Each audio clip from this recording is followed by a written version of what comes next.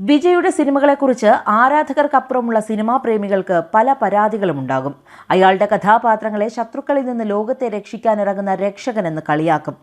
ആരാധകർക്ക് ആഘോഷിക്കാൻ കുറച്ച് ഡാൻസ് നമ്പറുകളും ചേർത്ത സ്ഥിരം മാസ് ആക്ഷൻ ചിത്രങ്ങളെന്ന് വിധിയെഴുതും. ഇവയൊക്കെ തന്നെയാണ് ഏറെ കാത്തിരിപ്പുകൾക്കൊടുവിൽ തിയേറ്ററിലെത്തിയ ജനനായകൻ.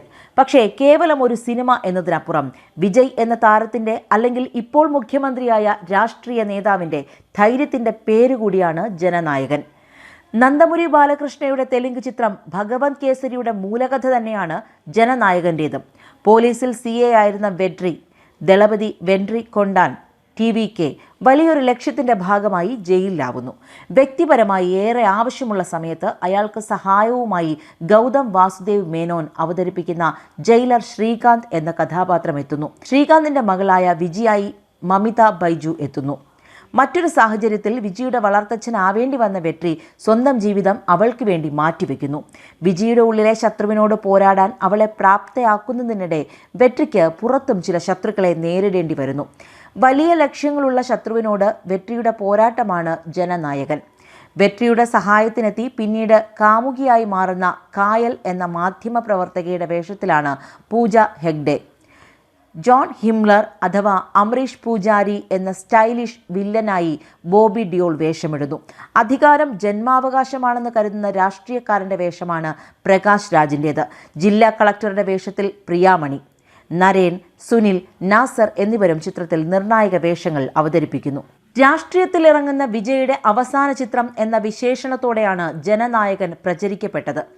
കഴിഞ്ഞ തമിഴ്നാട് നിയമസഭാ തിരഞ്ഞെടുപ്പിന് തൊട്ടു മുമ്പ് തിയേറ്ററിൽ എത്തിക്കാൻ ലക്ഷ്യമിട്ട ചിത്രം കൂടിയായിരുന്നു ഇത്. എന്നാൽ സെൻസർ ബോർഡുമായുള്ള നിയമതർക്കത്തെ തുടർന്ന് ചിത്രത്തിന്റെ റിലീസ് നീണ്ടുപോയി. തിരഞ്ഞെടുപ്പിൽ സഹായകമാവുമെന്ന് കരുതപ്പെട്ട ചിത്രം പുറത്തിറങ്ങിയില്ലെങ്കിലും വിജയ് മുഖ്യമന്ത്രിയായി. പ്രതീക്ഷിക്കപ്പെട്ട പോലെ ഒരു തിരഞ്ഞെടുപ്പിന് മുന്നോടിയായി തമിഴക വെട്രി കഴകം നേതാവ് വിജയ്ക്ക് പറയുവാനുള്ളതെല്ലാം ചിത്രത്തിലുണ്ട്.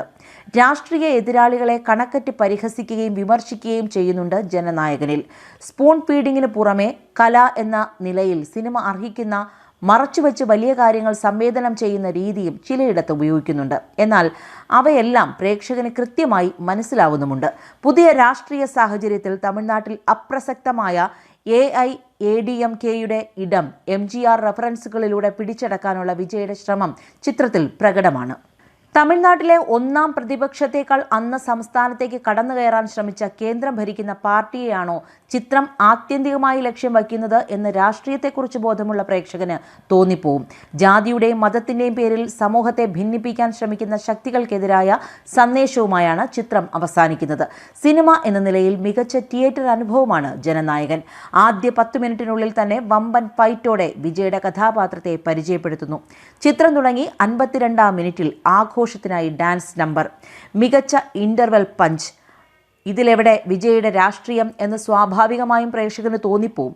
തികഞ്ഞ മാസ് മസാലയായ ചിത്രം രണ്ടാം പകുതിയിലാണ് വിജയ്ക്ക് വേണ്ടി മാറ്റി എഴുതപ്പെടുന്നത്. പ്രകടനങ്ങളെല്ലാം ഇത്തരം പതിവ് ചിത്രങ്ങളുടെ ഫോർമാലിറ്റിയിലുള്ളതാണ്. വിജയ്ക്ക് വേണ്ടി എഴുതപ്പെട്ട വേഷം വിജയ് അദ്ദേഹത്തിൻ്റെ ശൈലിയിൽ മികച്ച രീതിയിൽ തന്നെ അവതരിപ്പിക്കുന്നു. ഫൈറ്റ് സീനുകളിലെ അദ്ദേഹത്തിൻ്റെ മെയ്വഴക്കം അപാരം. മറ്റ് സൂപ്പർ സ്റ്റാറുകൾ അവതരിപ്പിച്ചാൽ കല്ലുകടിയായി തോന്നുന്ന നർമ്മം നിറഞ്ഞ സംഭാഷണങ്ങൾ വിജയ് ആയതുകൊണ്ട് മാത്രം പ്രേക്ഷകൻ ആസ്വദിക്കാൻ കഴിയുന്നു. 2 പാട്ടുകളും വിജയ് പാടിയിട്ടുണ്ട്. പ്രകടനങ്ങളിൽ എടുത്തു പറയേണ്ടത് സ്റ്റൈലിഷ് എന്നോ ഡെവിലിഷ് എന്നോ വിശേഷിപ്പിക്കാവുന്ന വില്ലനായെത്തിയ ബോബി ഡിയോളാണ്. എഴുത്തിന് മുകളിലുള്ള പ്രകടനം ബോബി ഡിയോൾ കാഴ്ചവെക്കുന്നുമുണ്ട്. ഗുണ്ടയായി തുടങ്ങി സ്വന്തം പാർട്ടി രൂപവൽക്കരിച്ച സംസ്ഥാനം നിയന്ത്രിക്കുന്ന രാഷ്ട്രീയക്കാരൻ്റെ വേഷം പ്രകാശ് രാജ് പതിവ് പോലെ അദ്ദേഹത്തിൻ്റെതായ അനായാസതയോടെ മികച്ചതാക്കുന്നു. കയ്യടി അർഹിക്കുന്ന മറ്റൊരു പ്രകടനം മമിത ബൈജുവിൻ്റേതാണ്. അയലത്തെ കുട്ടിയിൽ നിന്ന് മമിത ഇന്ന് എത്തി നിൽക്കുന്ന ഉയരം മനസ്സിലാക്കണമെങ്കിൽ ജനനായകനിലെ അവസാന 10 മിനിറ്റ് മാത്രം കണ്ടാൽ മതി.